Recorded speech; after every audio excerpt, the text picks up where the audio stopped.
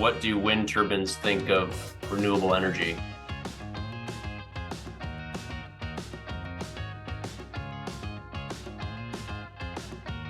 They're big fans. Oh, I love that.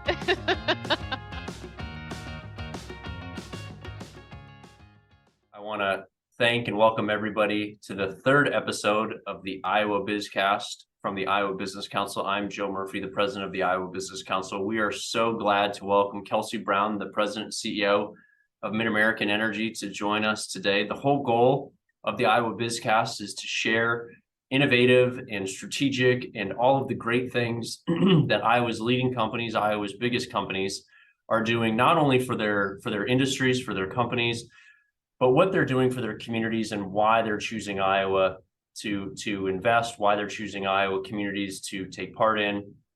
And what better example and leader to bring in than Kelcey Brown of MidAmerican Energy. Kelcey serves as MidAmerican's president and CEO. MidAmerican, for those of you who don't know, provides electric and natural gas services to nearly 1.6 million customers in Iowa, Illinois, Nebraska, and South Dakota. Kelcey began her service at Berkshire Hathaway Energy in 2011, but she joined MidAmerican from Oregon in January of 2021. And I looked it up and it was 20 degrees that day. So a heat wave maybe for the month of January in Iowa.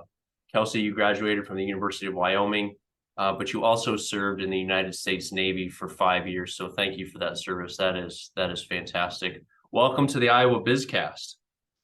Thank you, Joe. And also, I really appreciate that introduction. And I also really appreciate the Iowa Business Council and yourself and your team and the work that you do across Iowa. When you were describing, some of the things that MidAmerican does, I would say that the Iowa Business Council is just as integral in bringing together so many of our different partners across the state, from education to many of our smaller industries, and just making sure that people stay in the know and are aware of the different things that are going on, but as well as even just sharing best practices. So it has been an incredible experience for me to be part of that organization. And so thank you very much for having me today.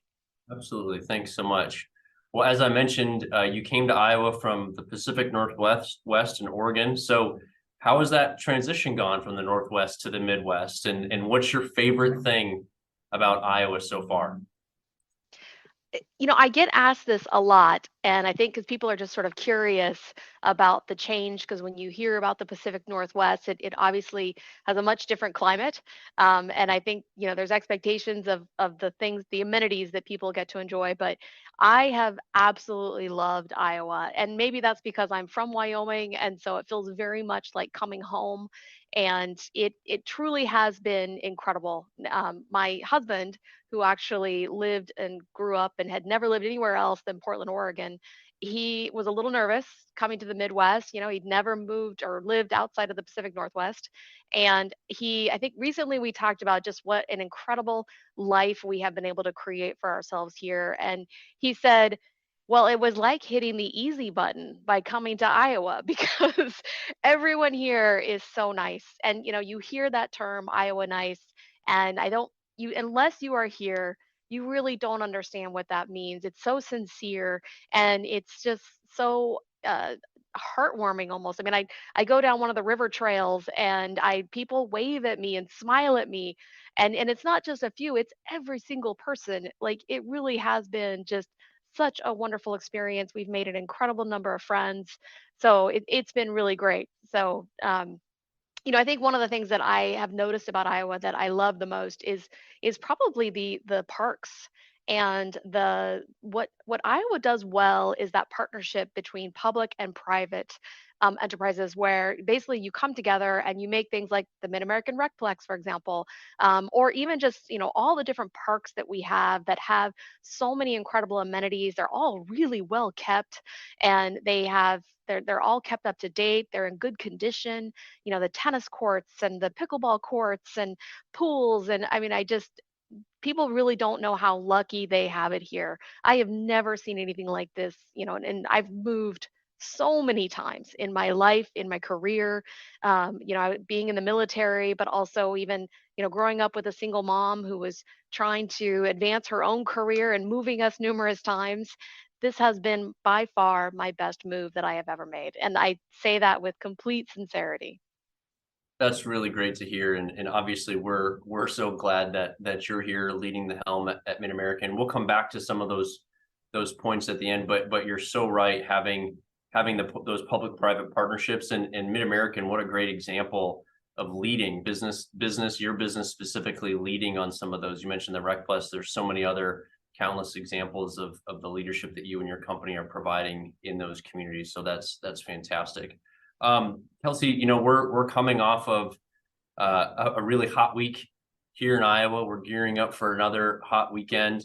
Um, how does MidAmerican go into those periods of extreme weather, and what do you do to get ready for that? What's that process like?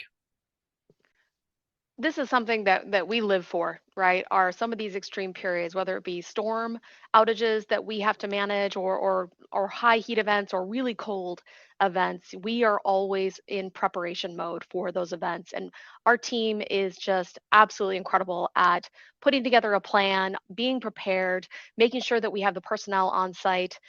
We start, I would say, back in the spring, actually planning for these periods. We perform maintenance during that time because obviously that's when our loads are lower and we have a lot of wind usually as well. So that gives us an opportunity to take our thermal plants offline, do the work that needs to be done to make sure that they are ready to go when they're needed in the summer and even in the winter. So that work starts in the spring, but then coming into like last week where we had I mean, those are the highest temperatures I've ever experienced in Iowa.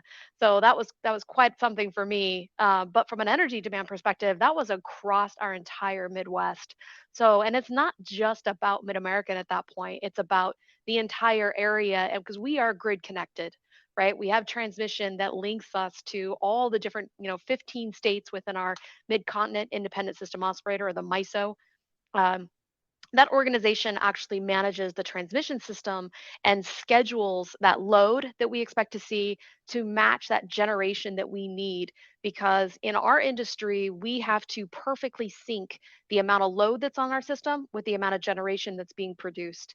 And when you're talking about that level of load coming on across a broad region, you are committing every resource you've got in order to be able to serve that, and you're also relying on your neighbors to some degree because you're trying to take advantage of times during the day because of time differences for one. So in, over in Ohio, Oklahoma, Pennsylvania, where there's, they peak, let's say at 5 o'clock. Well, that 5 o'clock is our 4 o'clock. So we're a little bit lower in load at that time. And so when they shift into 6 o'clock and their load starts to go down, we can take that power from them and be able to use that for our 5 o'clock peak. And on that 5 o'clock peak on Thursday afternoon, for example, of that week, we actually hit a new all time peak here at MidAmerican Energy. And luckily, our grid operator did not quite get to that same level, but it was a very high load for us. But, prior to that day, we are talking to our customers, letting them know about our voluntary curtailment program, our demand side management programs, our super saver program, where we have the ability to basically cycle the air conditioners of customers that choose to participate in that. It really makes no impact to the home, but it kind of relieves the load for about 15 to 30 minutes on our system. So it really is a great resource that we have the ability to utilize there. So we're communicating ahead of time, usually a day ahead, that to expect that. We're also calling all of our partners, because sometimes our customers might not remember that they're part of that program. And so we're also calling all of the trade associations, to let them know that, hey, you might get a call about the AC unit not working correctly, and we're calling a super saver during that time. So please make sure that that is not the problem. So we do everything we can to communicate, keep people in the know. We're also talking to the governor's office, to our regulatory partners, and even some of our emergency response personnel, to let them know that this is going to be a high load period, and just any concerns that we would have on any of our system equipment. We did incredibly well during that period. We had almost no outages across the entire system, and we also had the highest load we've ever seen in our history. So it really was an incredible experience. Our our thermal plants. We brought on additional personnel to do more frequent rounds at the plants so that they can see whether or not there's any issues with any of our pumps or gauges, or even in our boiler unit. And but they're also there with more people because of the safety risks, because when it is that hot, and then plus the fact that they're in a thermal plant that's putting off its own heat, you can imagine that at times that can be a dangerous situation if you're in there too long. So our crews are very aware of that, as well as our natural gas and our electric crews. We want to make sure that they're not doing some of that hard work during the middle of the day. So we try to schedule their outside work in the morning and in the evening, and leave some of the inside work like testing equipment, repairing some things where they can do that inside during the heat of the day. So it's an all hands on deck, I think is what I'm saying. Yeah, that talk about an incredible level of coordination, planning, communication, and hats off to you and your team for managing that. I don't think people realize all of that goes on in the background to make sure that there's a great outcome as a result. And it speaks to the innovation. MidAmerican Energy is one of the most cutting edge companies in Iowa. And you fostered that mindset, that growth mindset with respect to innovation, but particularly with renewable energy, which is where I want to go next. Where do you see renewables and clean energy going over the long term? The industry has made so many strides in renewable energy, and getting it to be more efficient, getting it to produce more electricity utilizing new technologies. Even with regard to our wind turbines, they've gotten larger and taller because the wind speeds at those higher hub heights is actually more constant. It's also usually a little bit windier the higher up you go into the atmosphere. And so we want to be able to take advantage of that. In addition to that, there's also even things of like the way our turbines, what we call yaw into the wind. We have new software technologies that allow them to better detect, where there's a little bit more energy, even 1 or 2% more energy, which when you're talking about some of these turbine sizes, which one individual turbine can be upwards of 5 megawatts. And so even just 1% can produce a significant amount of energy across a year. And then, even similarly on our solar panels, those have gotten much more efficient at being able to effectively convert solar into electricity. And so it's that efficiency, if you will, of that conversion process that they've gotten much better at.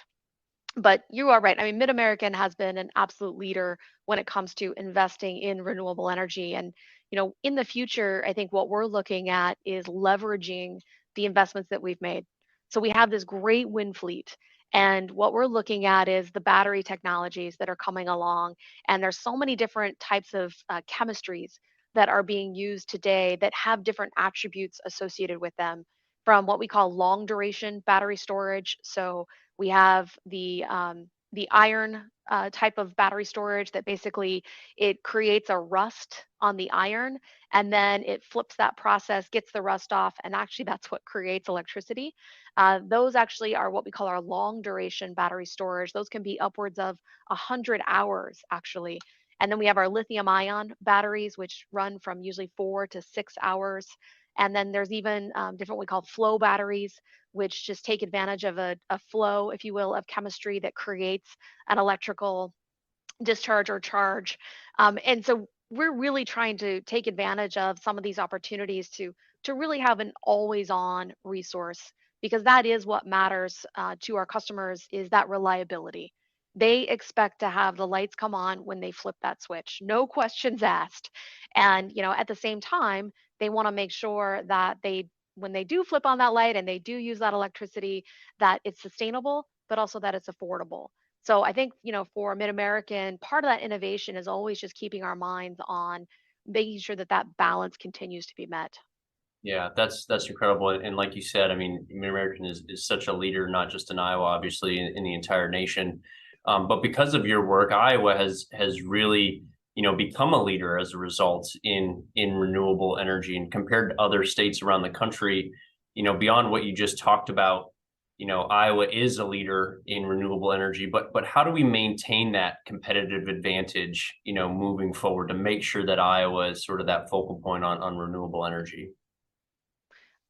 The way that we've gotten here to be number one in the country in terms of the amount of renewable energy that is used to serve our customers in Iowa is really through, I think, the leadership and partnership that we have with our governor, with the legislators that we have in the House and the Senate, as well as with our community partners and with our regulator.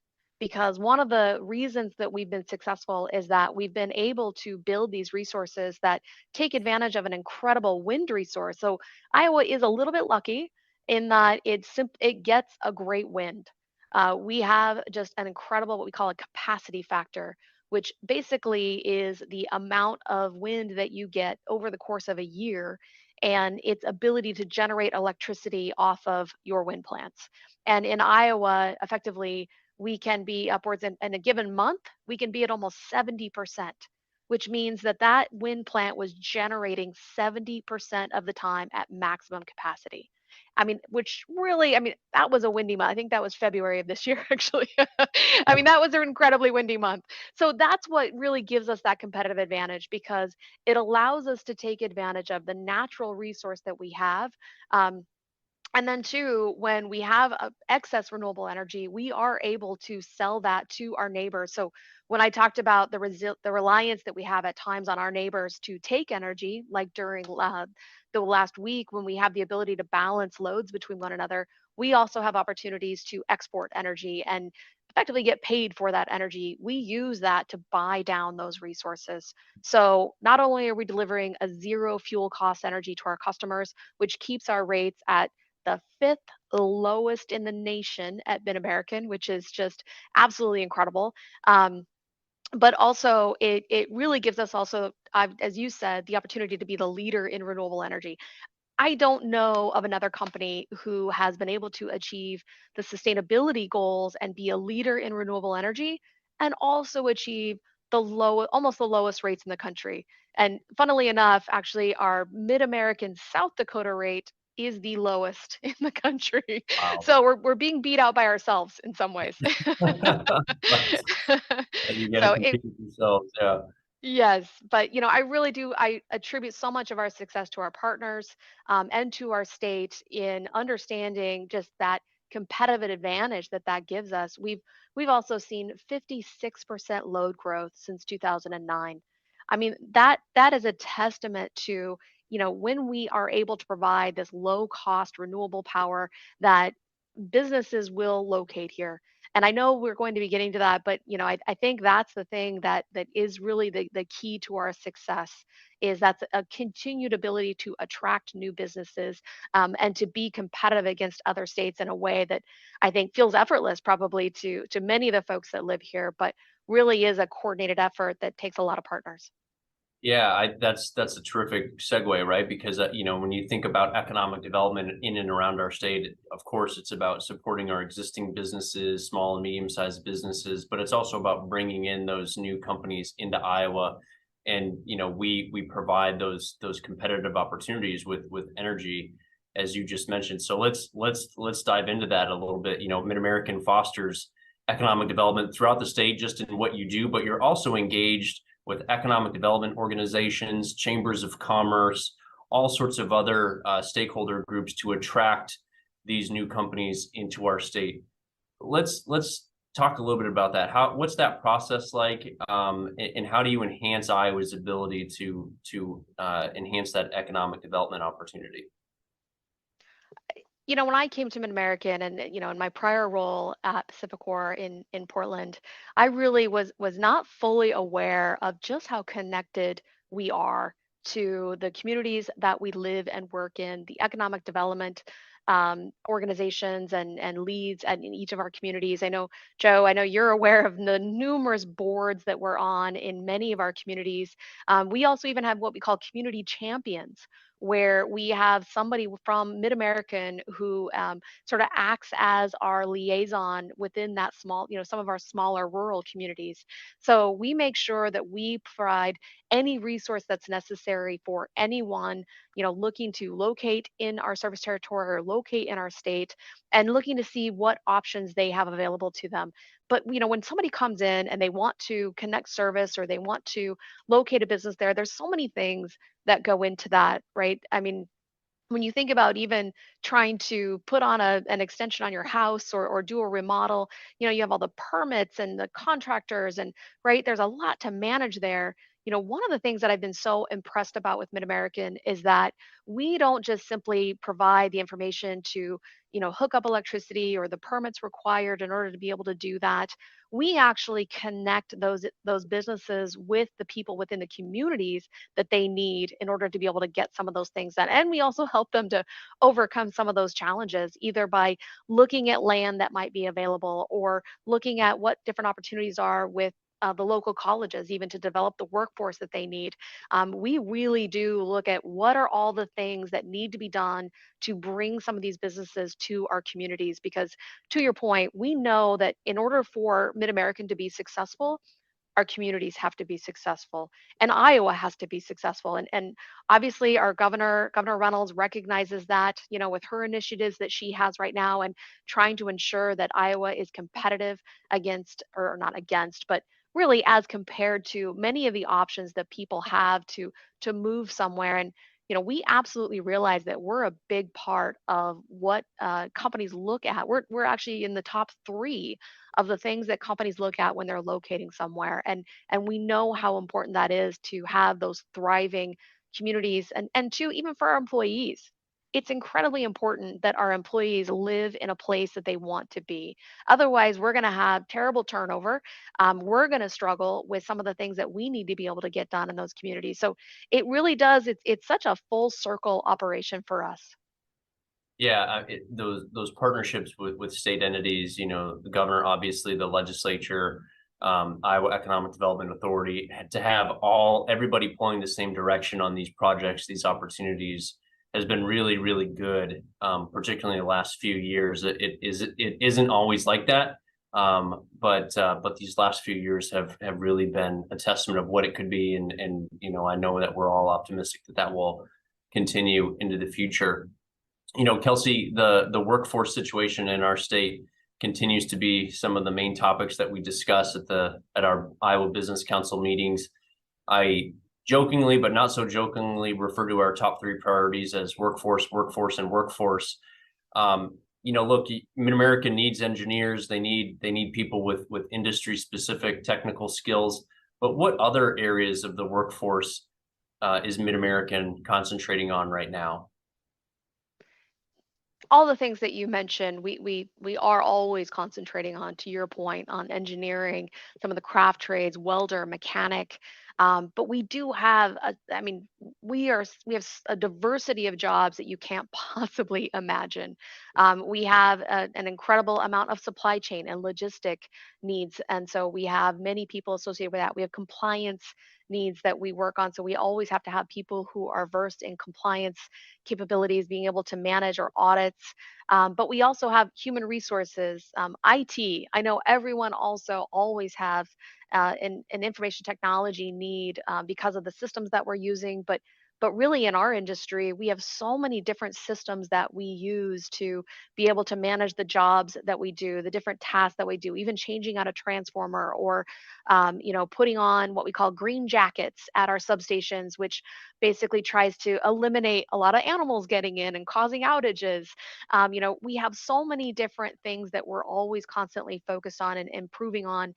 And even with artificial intelligence, trying to leverage that to try to do predictive analytics on not only just when our equipment might fail, but also even when injuries might happen. From a safety standpoint, we're also trying to put together parameters on the different jobs that our crews are doing to understand whether or not there's an enhanced risk at that job site that we need to provide more oversight, or even on a locate that's required, or trenching or digging that's going on near one of our facilities.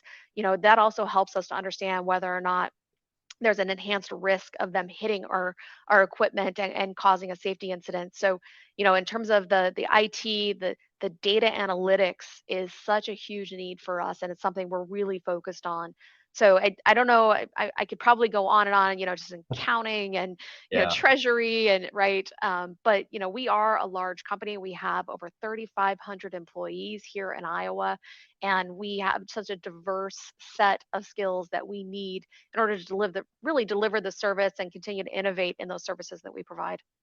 Yeah, I think that speaks, I think what a lot of companies are experiencing, you're in the energy sector, but you just don't need, people that are, going up on the lines or the engineering aspect of it. You need operations, you need HR, you need everything. I think that's, most all Iowa companies are experiencing that. And so as you're out there recruiting, and I know that you recruit quite a bit from out of state, trying to bring people into the state of Iowa, which is great. Um, as you're bringing on new members of your team who might be outside of Iowa, what aspects of living in Iowa do you highlight to entice them, to encourage them to move to our state? You mentioned a few of them at the beginning, but what else do you talk about with new recruits?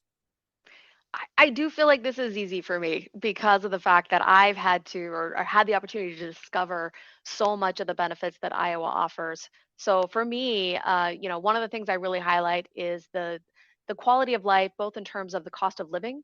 Mhm. It is, our cost of living is quite a bit lower than the national average and most of your states. But also even just that when I talk about that quality of life, it's also as even just driving to destinations, right? I think that we've done such a good job of putting in our streets and our architecture to a sense that you just don't have the same congestion that you experience in so many different communities where it would take you, 15 minutes to go a half mile. Whereas, in Des Moines, I feel like I can get anywhere in 15 minutes. So, I mean, it's that ease of living that I just absolutely love. Even the proximity to the airport, right? I mean, you don't have to pre-plan, an hour in advance because you might hit traffic. And don't get me wrong, there is some construction that has made it a little bit more challenging, but even that just it's a couple minutes.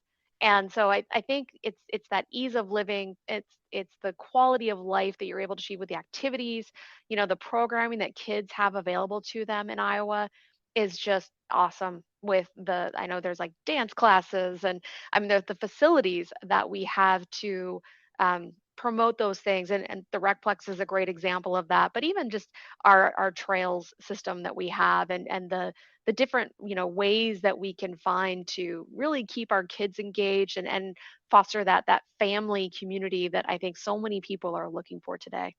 Yeah, It's easy, Joe. I'm just going to say it's yeah. easy. Yeah, look, you've been here for 2.5 years, almost 3 years. Like you said, you're a firsthand testament to that. That's awesome. Yes. Uh, I wanna pivot to a little bit about the amazing work that MidAmerican, but you personally, Kelsey, have been engaging in, and talk a little bit about Avenue Scholars. Can you speak to your involvement with this program, what it is, and how it came about in Central Iowa as it fosters that next generation of workforce and talent and provides great opportunities for a segment of our population that is sometimes the most vulnerable? When I first came to MidAmerican, this was a program that was basically shown to me because Walter Scott was a board member of Berkshire Hathaway Energy for a number of years, and he was the sponsor of Avenue Scholars in Nebraska and Omaha. And it has been just incredibly successful. And really, what this does is, as you're aware, is it provides a mentoring and coaching skills to a small number of students who are at risk, who qualify for the reduced lunch program or Pell grants and can be left behind, but have that drive and have that desire to want to have a sustainable career that provides, a good financial benefit for them and their families. And so, the thing that most impressed me about this program when I first started understanding a little bit more about the Omaha program of Avenue Scholars was just the increase in the graduation rates, right? Where you had an average graduation rate of, let's say, like 65%. The Avenue Scholars program was, 98 to 100% graduation rate. Wow. And it is just, even just from that perspective, it is incredible because they have this one-on-one engagement with a coach that one makes them aware of what are those opportunities that are even out there. So many of us grow up with our parents who do a certain job or our small family members who have specific careers. And like in my family, I have no engineers in my family, but I think in hindsight I wonder if I had had someone who had that type of experience, would I have gone that direction? Would I have been, inspired to realize that maybe that was my best path? And I think that's what a lot of us miss growing up sometimes is you don't know what's out there. You don't know what opportunities there are. And it sounds scary if you Yeah. don't know what it looks like. And so what Avenue Scholars provides really to a small number of kids that they start in their junior year and it actually goes through the first 2 years of college and even 6 months after that, even in their first jobs, is it really does, I think, open up what the range of possibilities are. And we recently this summer we hosted actually, I think 3 or 4 of the Avenue Scholars in our high school internship program. And it was awesome. I got to meet all of them. I got to, sit with them, and it has been, I think, an incredible experience not only for them but also for our employees. Just to see what the capability is of some of these kids who can come in. We give them a task and they can be done in a day. So we have to be very prepared to keep them engaged because the kids today, I think, are very capable, especially when it comes to technology, and we should be ready to take advantage of that. But when we brought this to Iowa, it was really what I felt like it was MidAmerican's responsibility to bring this program to make it successful. We started with the 2 high schools, and we are expanding. Not only in Des Moines, but also even some of our surrounding regions, and so we're looking at other schools across Iowa where we can continue to expand this program because it is incredibly successful, and we've seen the results of that already. I think that's just so incredible, right? And speaks to the culture that you bring to MidAmerican, but that's been ingrained in MidAmerican's corporate culture for a long time. And the company has been involved in the community, not just in Des Moines, as you said, but throughout the entire state. So maybe more broadly on that topic, how do you view MidAmerican's role in the community, and why does the company take such an active role in supporting local quality of life initiatives, community initiatives, things throughout the territory?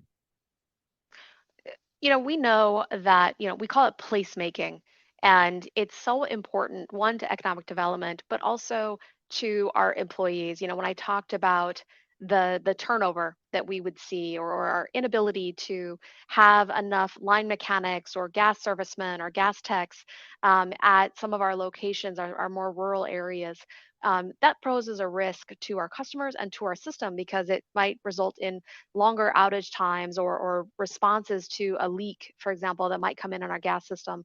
And so it's incredibly important for us to be able to have employees, sort of strategically placed, if you will, across our entire service territory in Iowa. And part of that is then we know we have to be community partners. We have to ensure that those communities are places that our employees want to live.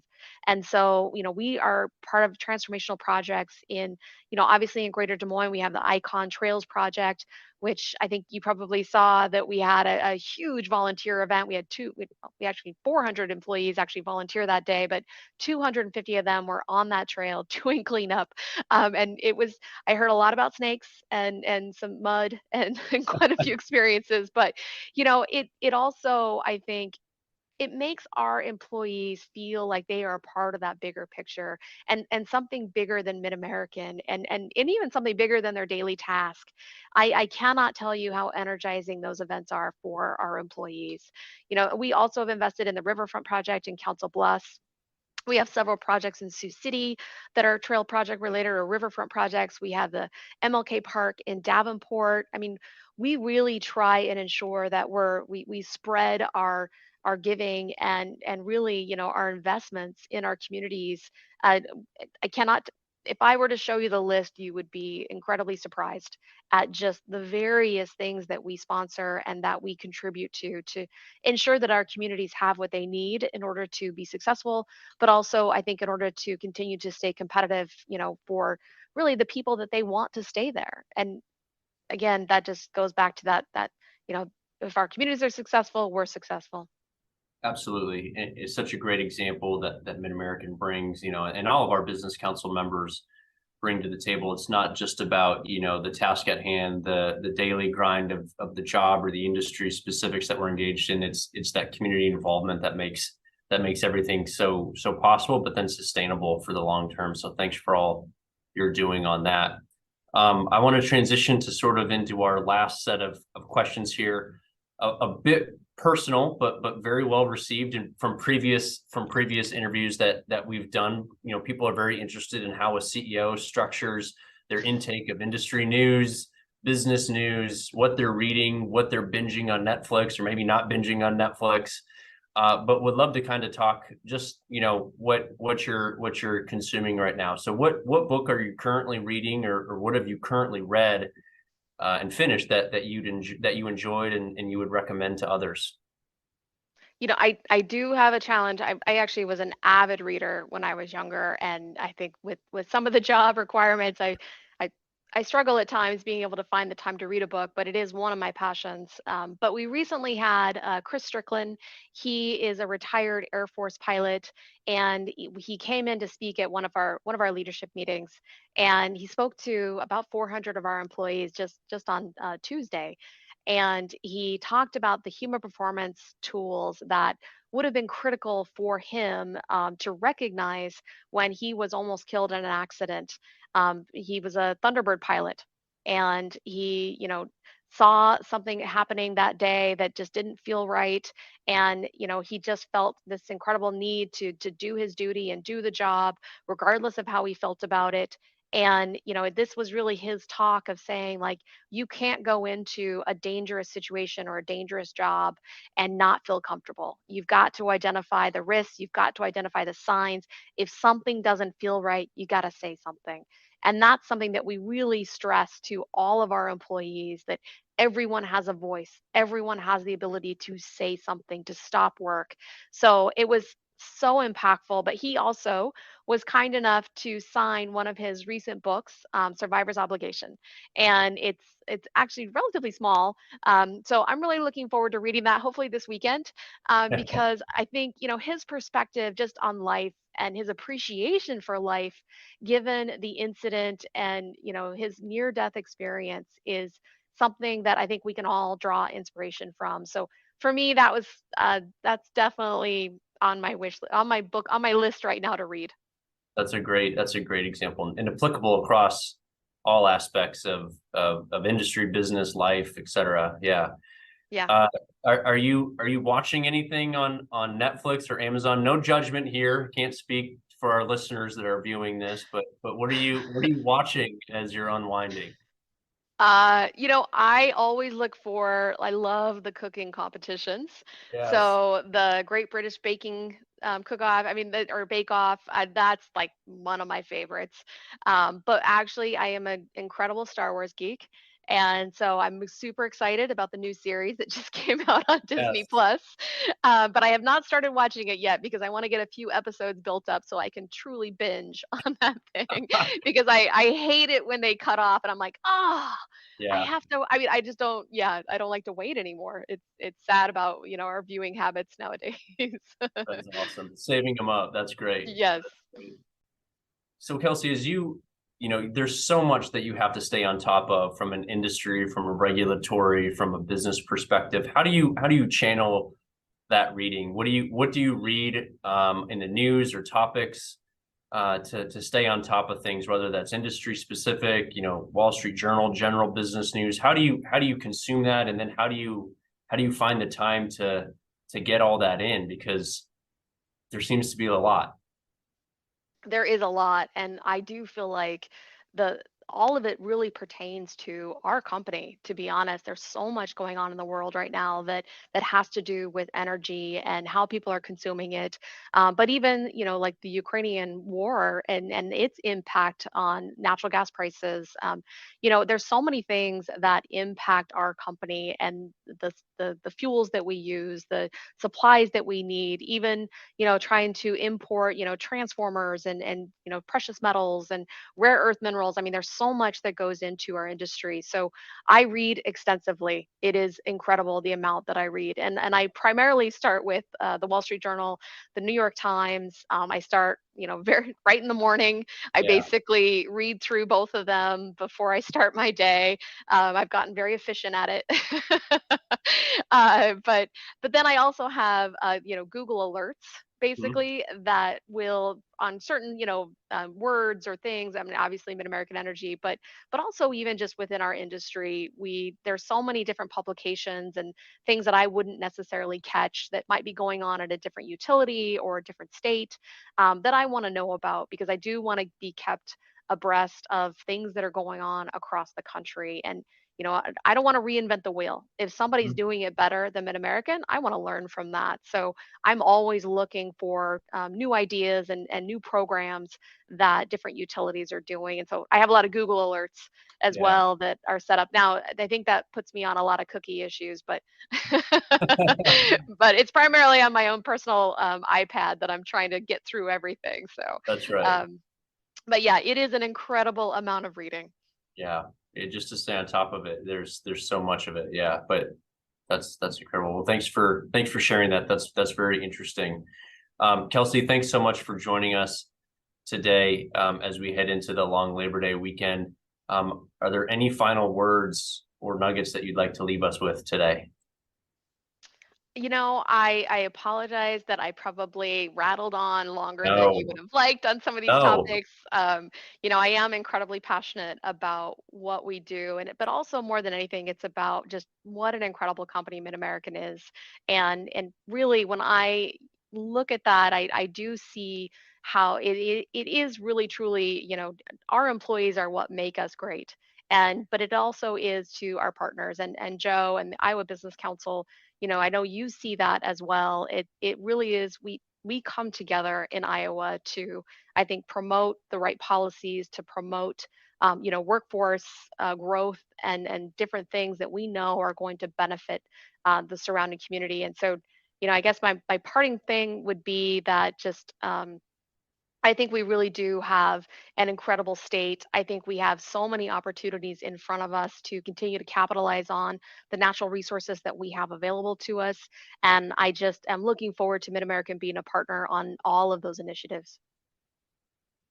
Couldn't have said it any better myself. That's fantastic. Kelcey Brown, President and CEO of MidAmerican Energy. Thank you so much for your leadership, your talents, everything that you bring to Iowa and to the Iowa Business Council. And thank you for your time today. We really appreciate it. Thank you, Joe.